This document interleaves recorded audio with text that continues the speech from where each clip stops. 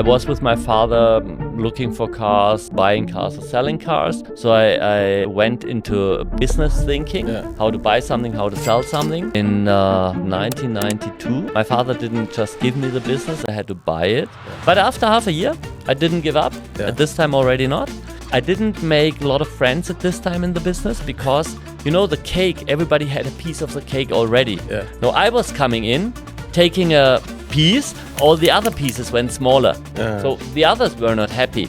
If it's a very good market, if you have a lot of corn lying around, a lot of rats are coming and eating it. A very good business does not stay a very good business for a long time. Because if you just stay with your method which works maybe 1 or 2 or 3 years, it will not work forever. So, to introduce you, today I've got a very interesting guest, all the way from Germany, and I think it's fair to say you've had your own fair share of challenges in life, and why I wanted to have this podcast is because I love cars. Okay. And you happen to be in the car business. You know, this is Ignatius. Hi. Thank you that I'm here. Yes. Great pleasure for me. My first podcast in Africa, my first podcast in English language, so don't kill me immediately. But this is my real problem. You just got it in the first minute. You are here because I love real cars. Nobody loves me. Actually, this is the real problem. Nobody loves me. Everybody's interested. Wow, cars, cool cars. Oh, I love your car. Nobody loves me, so I'm a sad person. That's you know what? My problem. Believe me. Yeah, I think that actually ties into my next couple of questions. So, ladies and gentlemen, I introduce to you Christoph Zitzmann over here. And firstly, actually, before we get anywhere, would you say that you being in the car business has now affected how building relationships with people is like for you, in a good or in a bad way?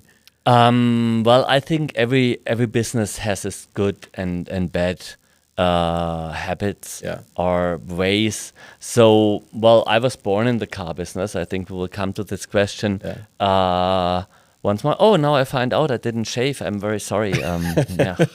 Forget. Oh, it's too late now. Yeah, it's live. So I think it doesn't matter which business you find out. Something you should do what you're really interested in, and not just looking at the money or of those things. Because when you only do it for the money, you get bored and you don't perform so good as if you do it because you want to do it. Yeah.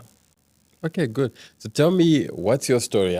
Where does your story start? I mean, you say this, you grew into the car business, but I think the first time I met you, you also told me you grew up in Nuremberg, and I mean, it was a very different time also, and then also the transition of you developing a relationship with Namibia, you ending up here, and then finally we get to meet. What's the story? Tell me a little bit about that background. Okay. Like every human, I was born as a little child. Well, my parents were dealing with cars. My father was dealing with cars. My mother was caring about me and the household and supporting him in the office. This is also a very important thing. You are alone. You are sometimes nobody, but together with a good team or with a good wife, man, whatever, you can become really strong, and somebody who takes you also sometimes in your arm and says, come on, we manage it together. This is very important. So I grew up, just my children's room was just above the office. So I heard every phone call, every negotiations my father did. So I think this was important. Was it also in the luxury car business? No. He was just dealing with simple cars, very simple. Very simple. You cannot say dealership. We were never brand related. So it was in the backyard. It was very, very simple. But he made his money because he controlled everything. At this time, your pocket was your money, not your bank account. So I grew up in this world. I was with my father looking for cars, buying cars or selling cars. So I went into business thinking, how to buy something, how to sell something. Well, at this time, you say it was a different time. Every time is a different time, but the world is turning every day. So it's kind of the same every century, but different. Of course, the next centuries also will be. Then I came a little bit into the computer by the hobby. You wanted to play video games or something like this was just coming up. But as I was living in the business, I immediately say, okay, I buy this game. I can sell it here. We can make 10 copies. So we can sell 10 of them. Just let's see how we can copy it. So my first business actually was buying and selling used computers. Commodore 64 at this Almost time like it was. eBay. But it was not eBay. There was nothing online, so you called somebody or whatever, selling a little bit of software, computers. And then when I even did not have a driving license, I took the underground or the train and was looking around for cars. At this time, my father was dealing also with damaged cars. So if somebody had an accident, he needed a new car and had to sell the damaged one. And as soon as I had my driving license, I was driving around, looking for cars, supporting my father. Then the military time came. Even in the military, when I had the weekends free, I was doing the car business. And then so you were in the military? Yeah. Oh, of course. Yeah. At this time, it was complimentary. You could find excuses, but do it. And was not. I thought it was not the worst, but the German military was nothing special at this time, and I think it went better. So yeah, I don't think it's a real proper army. But hopefully we won't see how they act. In when was it? 1992. My father didn't just give me the business; I had to buy it. He borrowed me money for what I had to pay interest. But that learned me how life will be in the future also, and that. I don't think it was one of the worst ideas because I had to work hard for every cent I made. Before, the first time I've been to Namibia was 1987. My parents were looking for a quite, not so expensive holiday spot. We found out we have relatives in South Africa. The rand was very low at this time to the German mark, so we went to South Africa. But landing in Johannesburg was absolutely not my what I expected from Africa. Then we traveled to Durban. It was beautiful, but not my. I didn't expect this in Africa. You know, Cape Town, the same, a little bit like south of France. Not Africa. But then, as the airplane approached to Windhoek Airport, I saw the field and. Yeah, this is Africa. We rented a camper which had a problem every 300 kilometers, just stopped. So we had to go to talk to people, to ask for assistance, whatever. So we made a lot of friends and everybody was helpful, everybody was nice. Since then I fell in love with Namibia. And you've been visiting every year ever since? Nearly every year. First with my parents, then me alone was here. I did a lot of tours. I wanted to explore everything. I was in the Kaoko field in the 1990s. I think one of the first tourists in the Kaudam Reserve, Caprivi, Wick Falls. Okay, no, cool. I mean, you've been in entrepreneurship in business for a long time, and I see now already, as you explained, you started selling from a very young age, and you've had to learn a lot about the art of selling as well. But firstly, I want to know I think people call you Auto-König. Where does that come from? Initially, the car king did not come from the best cars I sold or whatever, or from the customers, but I had a court case with the city of Nuremberg because a property which I wanted to use to sell cars, and they wanted to have it used for something else, and I was fighting at the court. And the newspaper, they need big letters, and Yeah. so they defined, well, Mr. Zitzmann, the king of cars. Okay, I had nice cars, I still do have. Yeah. So the Auto-König, it sounds much better than a small car dealer in a corner of Nuremberg has some issues with the city council. So the king of cars has an issue with the city council. That made them sell more newspapers. And so it came. And then I just took it in a positive way. Yeah. And It suits you, Auto-König. I like that name. Sometimes it's better to stay under the radar. Yeah. Sometimes you can act a little bit, how do I say, to attract the community. Uh-huh. Yeah. It's a mixture. Ah, okay, good. So yeah, as you said, the car business, when you got into it, it started off, it wasn't luxury cars. No, not at all. So tell me about the time you started. How do you end up now going from selling regular second-hand cars now all the way to luxury cars? What was the connection? It was even not worth a start, because I did not sell second-hand normal cars. I was dealing with damaged cars. Okay. So not even second-hand. No damaged cars, but it was a perfect business. Everybody wants to sell a Porsche. Yeah. So they not looking on the margin you have, but it's just cool. So why not selling damaged cars with a good margin? So at this time, Eastern Europe opened up, and the guys in Poland or Czechoslovakia or Hungary, they had a lot of import taxes. Yeah. So they rather wanted to buy damaged cars, lower value, get them into the country with low customs and taxes, repair them. The hour of the human work costed there 10% as it costed in Germany. So they repaired it for much less money. And the car had not to fit on the millimeter, but maybe on the centimeter. So they saved a lot of money. They were looking for damaged cars. And an insurance company found me.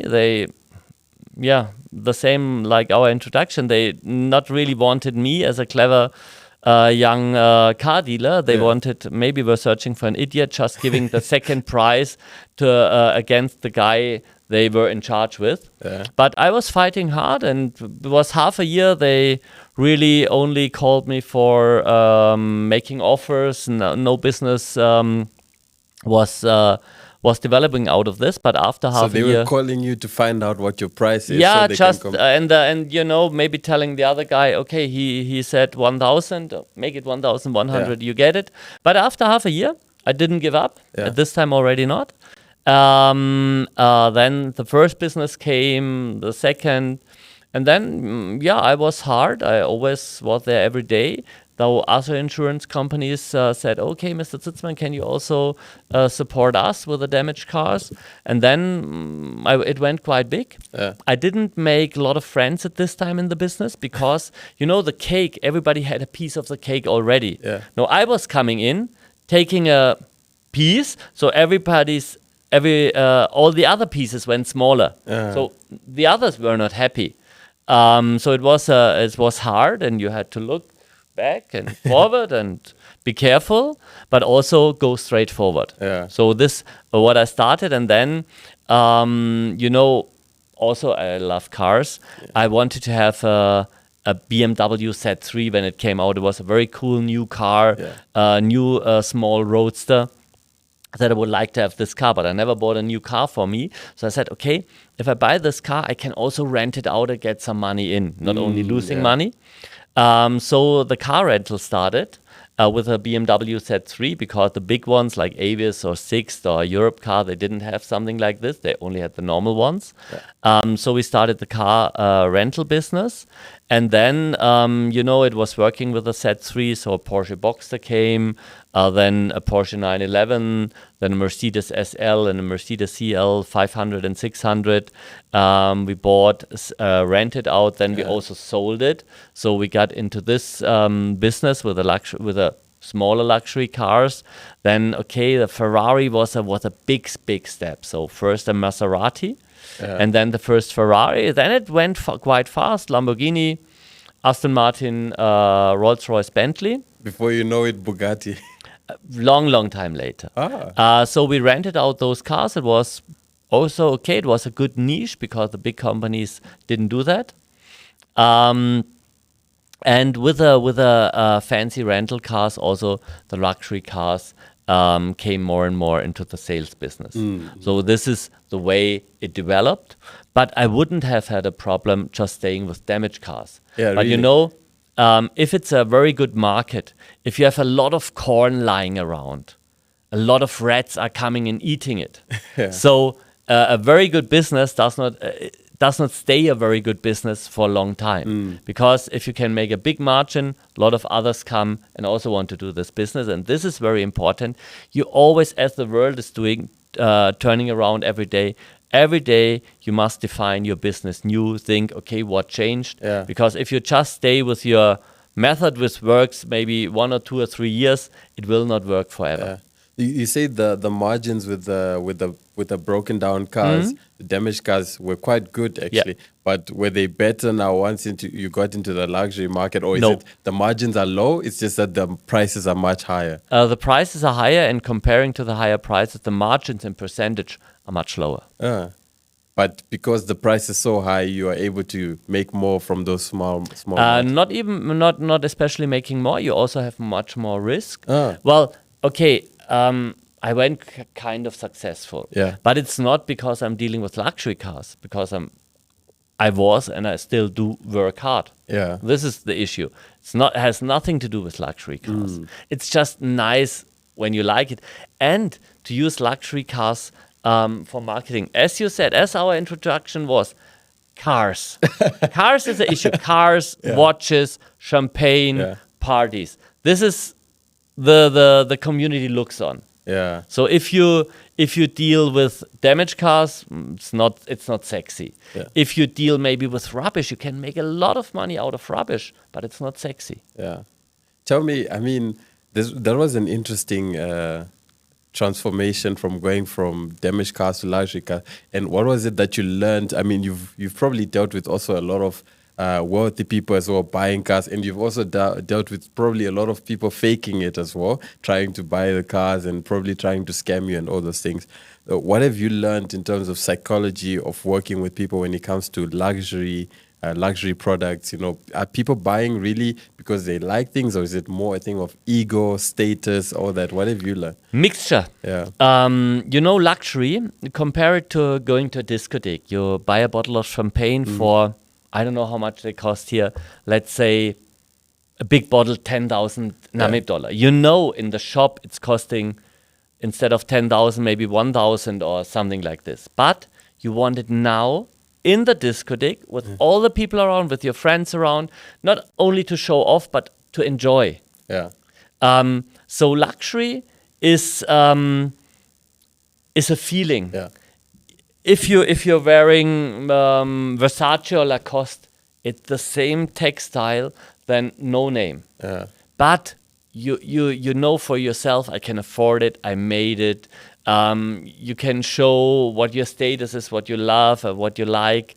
Also luxury, of course, is something, a craftsmanship built very well. I would still say a Mercedes is kind of a luxury car. It was, at least. It was built forever. Now it's a little bit different.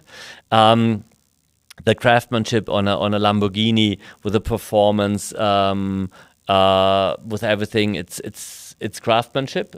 It's more expensive than maybe, nothing against a Chinese car, but I love my Mahindra. It's driving very well, but it's more simple, but it's sustainable in the desert. So luxury is a mixture of a very good craftsmanship, precise work, but also the feeling to what you use on items, clothes, or what you drink, and the time. Explain me a little bit what you mean by the time.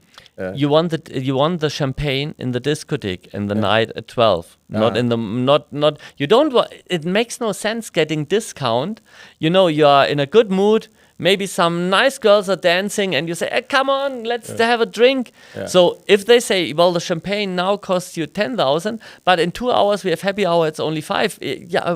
But now it's the situation. Yeah. So it must fit to the situation and to the time as well. Yeah, so now, okay, I have another question actually based on what you just shared now. So what you're saying is a lot of the times with luxury products, it's not really about the price, rather about what it makes the people feel. That's how I understand it. Is that, yeah? Okay, and so now that you've sold, being in this business for a very long time, when you're selling, I think, because I also wonder, when something is priced at, let's say, 500,000 euros, 1 million euros, you would think that people negotiate more than, is that the case? Because I mean, you're in a unique position where you've sold also to people that want something very cheap, and now you've also sold to people that want the best of the best. And what has been your observation in terms of selling to these completely two different markets? Do you find that the wealthier people negotiate more, or was it before when you were in the other business? Generally, my experience is cheap cars, expensive cars. Yeah. Most of the people negotiate. Yeah. I had experienced very, very few customers. They asked, okay, how much is this car? Yes, I want this car. Yeah. Send me the invoice. Very, very low. It happened with a cheap car. It happened with a Rolls Royce. Yeah. And I found out those guys were clever because those cars were really good.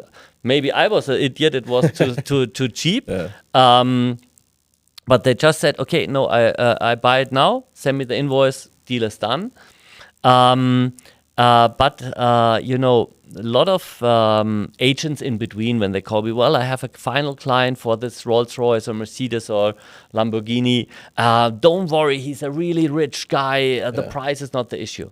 Okay, if he's a really rich guy, he's not an idiot. He made his money because he's not an idiot and not paying every price. So the richest guys, I once sold an armored Mercedes to Forbes list seventh richest Russian. Yeah. He was sitting the whole day and negotiating. It was the longest discussion I ever had, and it was not the most expensive car. It was a very expensive car, but we were sitting a day. Unbelievable. It was important for him to get this and this and this clear, and there some euros discount and delivery to there. Even worse than when you had the damaged cars, eh? With the damaged cars it was easy. It was a B2B business. With the luxury cars, you do the business with final customers. It's more time. So let's say more work, because there are more questions and other influences on their decision. But there are also some guys, as you asked.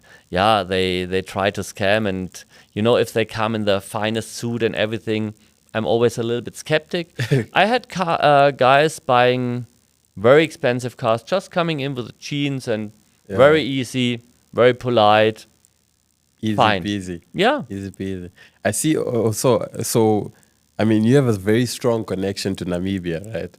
And have you ever at some point thought about bringing something like that to Namibia? no, because I want to enjoy here, not so much Yes, to work. just holiday. It's your escape. And in Europe, I know exactly what I'm doing because I'm doing it very long. I'm very experienced. Here, I have to learn everything new. I anyway have to learn a lot of things already, being in the field, how to survive, how to live. No, and if I do something new, I'm interested in something different. Well, I did a lot in the car business. I had some success, so I'm always looking for challenge. So maybe something else. But one important thing, we are talking about luxury, only about high exclusive cars or champagne or what. But luxury can also be just sitting in the desert and making a fire, sitting together with friends. opening a tin of beer, not the best red wine. This is real luxury. And luxury is this what you want. Sometimes what you have not got. For some guys, it's luxury to buy a very high exclusive suit. Yeah. But for the guys, they have to be in the office and wearing a suit every day. For them, it's luxury just to take a T-shirt and jeans. So luxury for every person is different. And you have to find out what is luxury for you. Because the sense of life is not accumulation of money, but feeling well. So money can be can have a bad influence because, as I said, with the corn, everybody comes and try to grab it from you. So having nothing is sometimes more convenient. But you have to find out what makes you feel well. What makes you relaxed. For me, it is going with a Mahindra somewhere in the Kaoko field, doing camping. Maybe I see some wild giraffes or whatever, or wild elephants. This is real luxury. And I started with sports 2011 with an obstacle run, where you pay money to jump into ice cold water, to go through the mud, to climb and to run, and you pay money for it. Normally, if you don't want to do it and somebody gives you 10,000 Namib dollars, you say, no, I don't go through the mud and the stinky water or whatever. But if you want to do it, you pay money for being allowed to do this.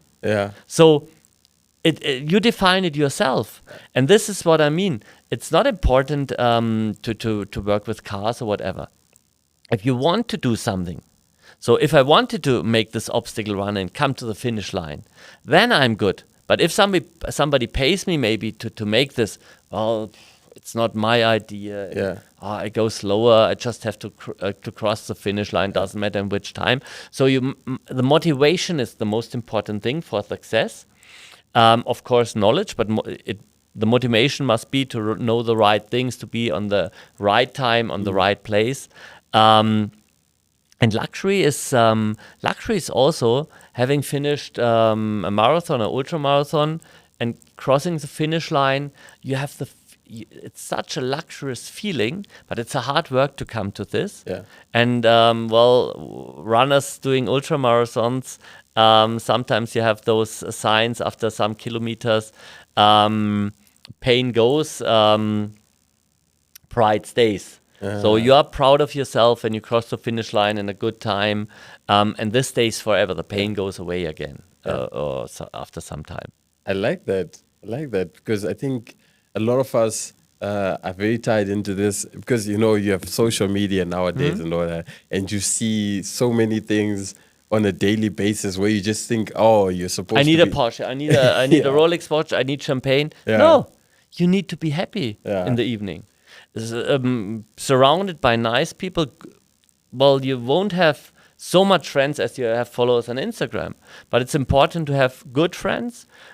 They support you and they can help you in bad situations. And everybody comes in a bad situation. Life is not only shiny and nice.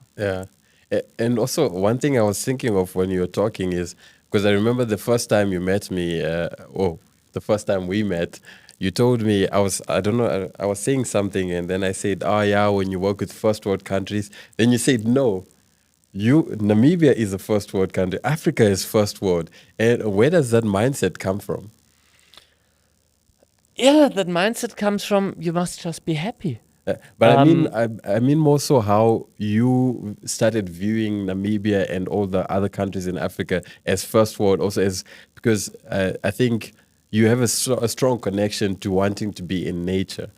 And so no, this is not. Maybe sorry for interrupting you, but I think every person in the world, being black, white, green, yellow, whatever, green, yellow, is the same. I try to travel a lot of countries, so I have not only been to Namibia, South Africa, Botswana, Zimbabwe, Angola, Zambia, but I've been to North Korea. I've been to Afghanistan. I've been to Lebanon, Iran, also to the US, to Russia. So you find nice people everywhere and you find idiots everywhere. It's not that the Chinese are, you have to be careful or whatever, or Africa, you have to be careful. Once, long time ago, I forgot my bag with a expensive camera on the train station or bus station here in Windhoek. I discovered a day later, okay, I must have left it at the bus station. I thought, stolen away. Okay, but I never give up, so I called the lost and found there. Yes, we have your bag. Okay. I went there, the camera was still in. In Germany, this does not happen. It's gone, maybe. But Yeah. you have good and bad people everywhere. And then, when I came back to Germany, it was not digital at this time. I developed the film inside. Yeah. And you saw some guys took the camera out, photographed a little bit, but still put it in the bag, and I got it again. So, Yeah. and as I said, everybody was helpful here. Everybody was helpful in North Korea. It depends how you also go to the people or talk to everybody. Of course, maybe a first world country. I was in Mali. Yeah. Well, Namibia is the roads and everything is fantastic. Mali is really fighting. If you are not in the city, if you're outside, the roads are really bad. The conditions of living are really bad. But you know, it's not that it's a bad country. It's just different. Yeah. And I was happy when I was staying in Mali. Yeah. Okay, it's just different as it is here. Well, the habits in Germany are different than the habits in Russia, in USA, in Namibia, in Mali. You must be open-minded, and it's luxury to decide where you want to go. This is really luxury. You cannot buy it for money. If you have the possibility to say, well, I want to travel there, or I would like to stay longer time in Namibia, this is absolutely amazing. Yeah. I want to go back a little bit also to your career a little bit, because I was just curious for myself. You've worked in sales for a very long time. I still do. You still do. I can sell you a car. It's no problem. What do you think makes a very good salesperson? And what makes a bad one as well? I see examples very often. A very good salesperson does not look only on a one-term one-term business. Yeah. He looks a little bit more in the future. On some business, it's difficult. Maybe you on the train station have to do with tourists. They not most probably come back. But also, now it's problematic with my English. Well, if I want to sell, it's unimportant. What the customer wants. I have to find out what the customer wants and what the customer makes happy. If maybe, I don't know, he's a non-alcoholic and he's coming in the showroom for a nice car and I offer him the best champagne or whatever, has no effect on him or either a negative effect. So for a good salesperson has to find out what the issues of my customer. What makes my customer happy? Yeah. Maybe for him, and I say, I can give you an extra set of winter tires, but he wants to take the car to Namibia, so for him this makes nothing. But if I tell, maybe I can make a wrapping on your car that your winters that the sun does not go in so much. This makes him happy. So I have to find out what makes my customer happy. Yeah. And if he's happy, if I'm not looking on the last cent, give him the feeling when he goes out, especially with a luxury product, that he's happy. And also give him the feeling a little bit that he did beat you and not you did beat him. That makes him happy. And then he will come back or tell his friends, well, I was very happy staying at a hotel. You have two different hotels. One is costing you 5,000 Namib dollars, the other costing 7. You cannot clearly say this is better or that is better. Yeah. Maybe as I'm staying at Heinitzburg now, I like the old castle on top of the mountain with a beautiful view. Yeah. Okay, they are not, in some things they are not the best performing, but this is not important for me.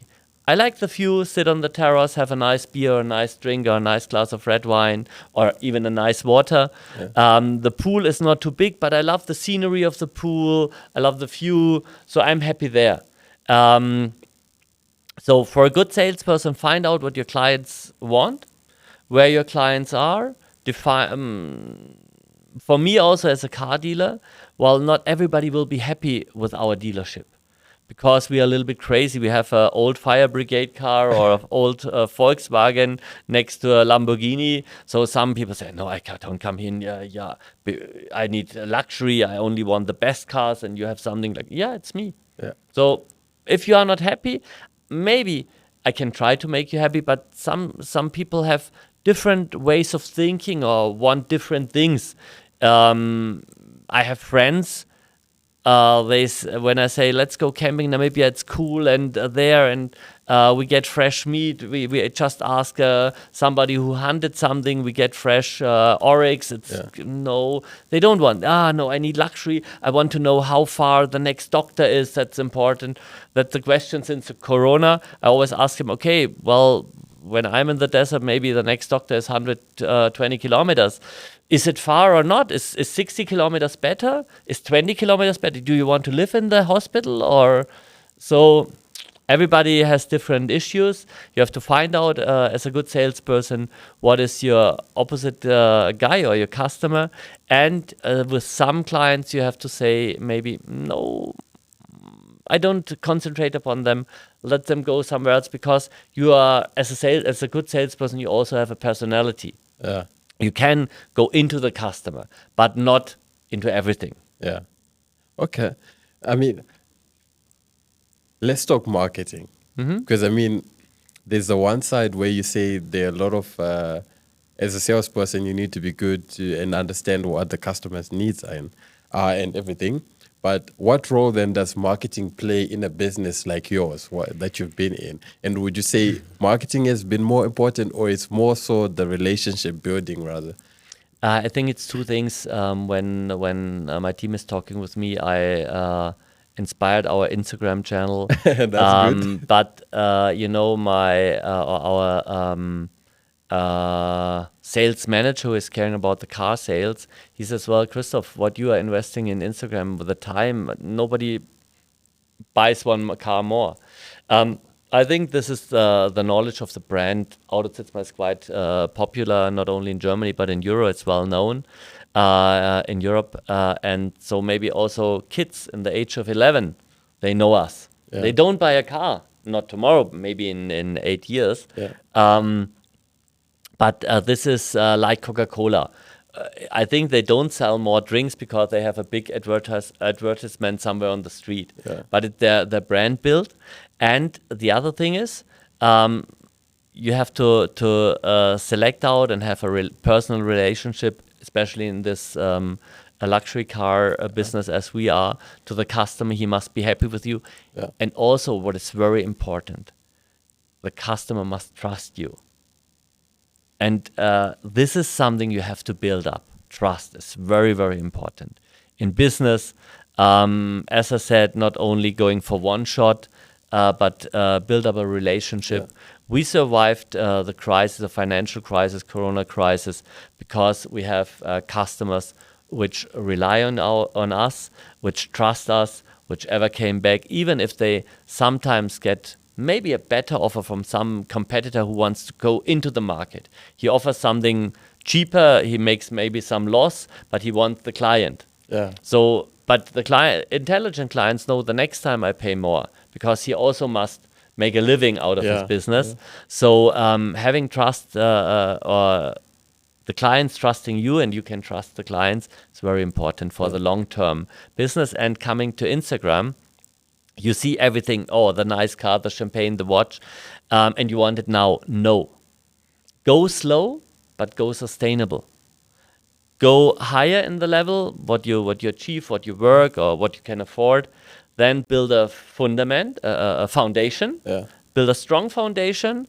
After you build this, go further. Because if you go too fast up, it's not stable. Like building. Yeah.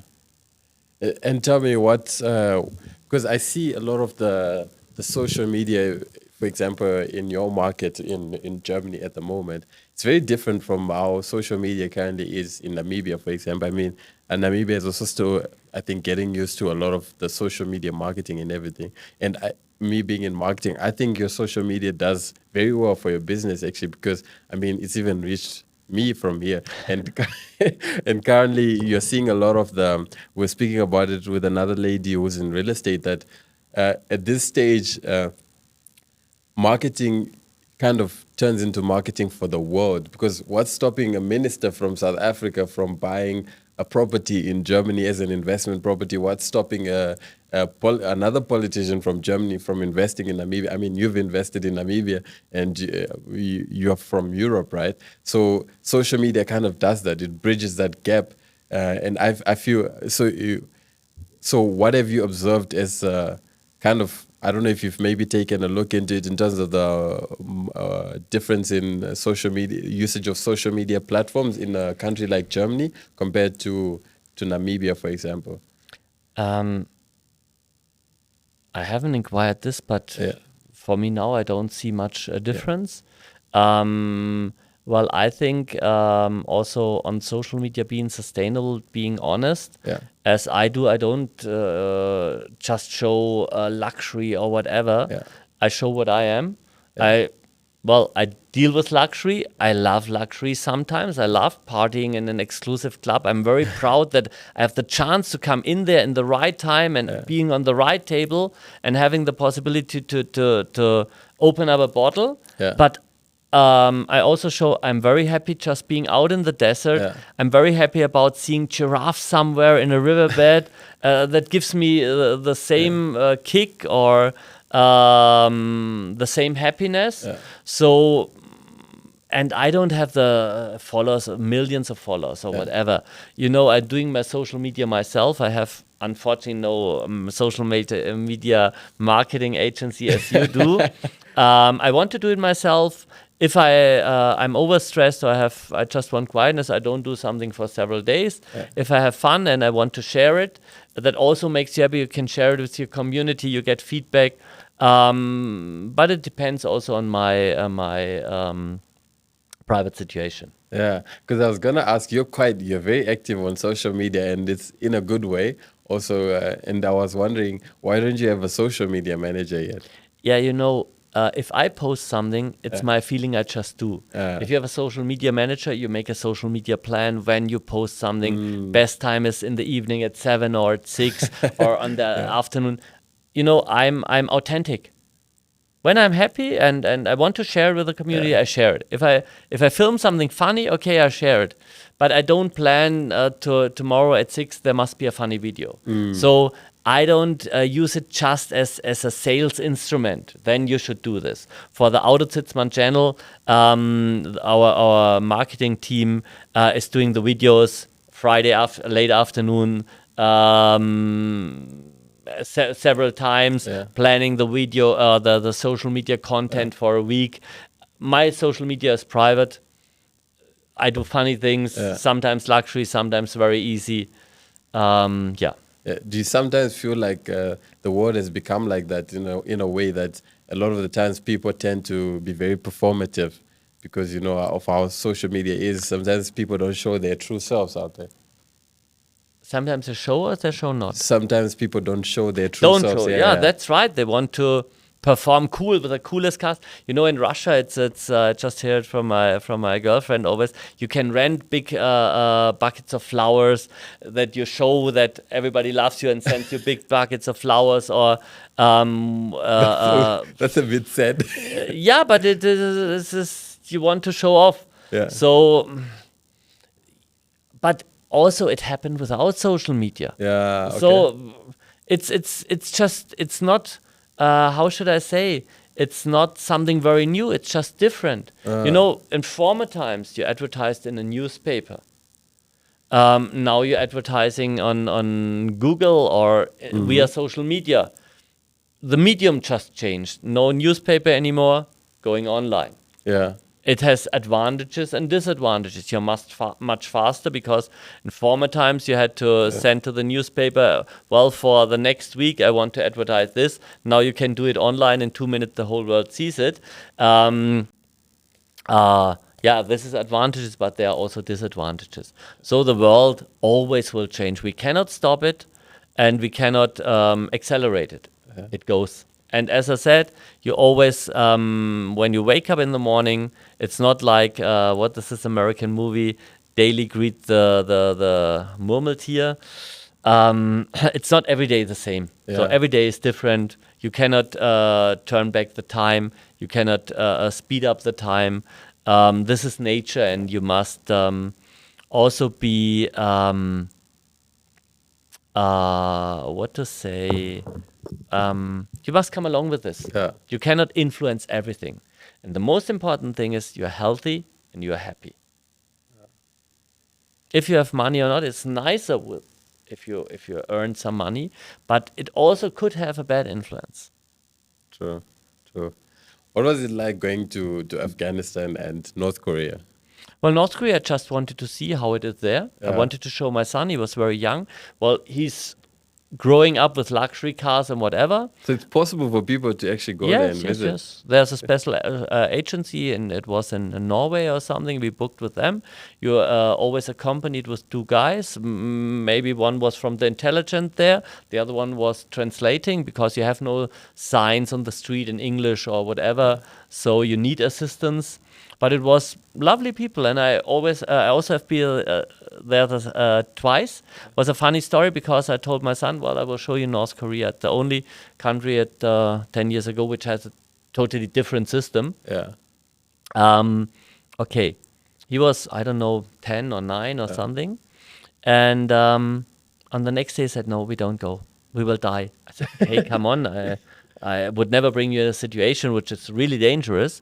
And no, we will die. And he was crying. And his mother said, no, you don't take him. And the grandmother said, no, you cannot. You are crazy. And I was talking to my son. And I said, I'm kind of a strong person. I think I know what's good for you as long as you are young. I want to teach you a lot of things. Teaching is not easy. If you are at school, you were not happy going to school when you were 6 or 7 years old. You were forced to. But now you say, I'm happy that I have been to school. So I said, we will go there, definitely. But tell me, how can I help you to make it comfortable for you? Okay, Daddy, I will think about it. Next day, he told me, okay, Daddy, I was thinking about it the whole night. You go there first alone. You are strong. You come back alive, and then I follow. We go together. Okay, I have to go there twice, but okay, that's fair. That's a really good idea. That I loved his way of thinking, to solve a problem, not only to say no, but to find a solution. Okay, so I called my friend with whom I was traveling a lot. I said, well, we want to go normally in April, because there's a marathon. We went there for the marathon.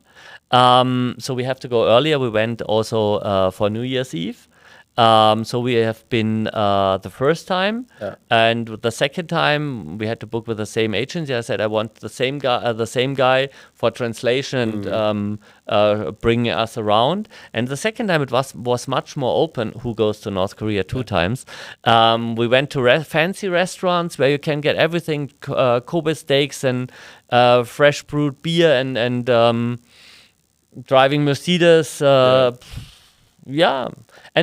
I just met lovely people. It's a little bit fancy sometimes, but no problem at all. Yeah. And Afghanistan? Afghanistan, same. The only thing is you cannot sneeze your nose in a restaurant. They will nearly kill you, because really? But different countries, different habits. I have to respect this. So we got a cold. It was winter, so we always had to go out and clean our nose. But we met lovely people. Also the Taliban. Nobody was angry with us at the airport. Everything was fine. They were very nice, assisting us, because we were afraid. What do we have to fill out not to make something wrong? We're coming from a Western country. They said, no, you must fill out this and that. There were 2 guys speaking English. Very polite, easy, no problem. I think there are a lot of problems in the country, Yeah. but all the people we know, they were all friendly to us, and maybe because we also were friendly. If you come in and say, "Well, I'm coming from Germany," or "What shit do you Yeah. eating here?" or "I want something else," "I want this," no, if I go to the house of another person, it's his rules. Yeah. So if I go in, if he lets me in, I have to accept his rules. Otherwise, I can stay at home. But the same, I want to respect if somebody comes to me. It's my house. If I say, "Okay, please take off your shoes because we're living like this," he should take off. If he says, "No, I don't take them off," okay, stay outside. I like that you put it like that because the media always paints this picture of, a specific agenda, and I find that it's almost time for you. Eh?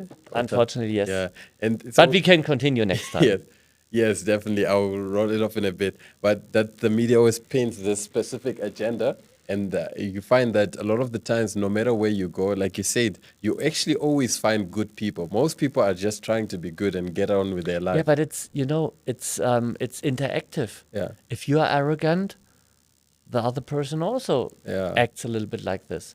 And if I go to somebody else's house, it's his rules. I have to respect it. If I come to Namibia, Namibia has certain rules. I have to respect it. I have I have the possibility to stay at home.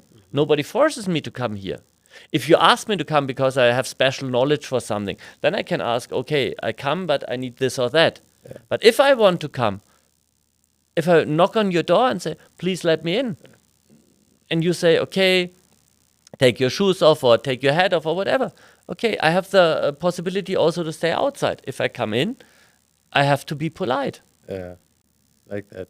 Well, unfortunately, I have to let you go. So we're going to have to do a part two because I really like your perspective on things in the sense of how, especially when you spoke about how luxury can mean many different things for people. Because sometimes, like what you said, it really made me think like just sitting at a lodge somewhere or somewhere, even camping. can Or also seeing be a shooting star Yeah. coming down. You That's cannot also see in like- Europe. You have so much light pollution, but here in Africa, just sitting in the back, opening a beer or water or orange juice and looking on the stars. It's amazing. But when will you publish our podcast? Okay. So the podcast, because we're going to start putting out our podcast starting this February. So ours will be in the 4th week, I believe. Okay, so end of then the Go February. Luxury Tour has already happened because the Go Luxury Tour starts on 3rd of February in Munich, going to in the Swiss Alps where there's a lot of snow at the moment to St. Moritz. We will fly with a helicopter on the top of the mountain restaurant with a very small landing platform.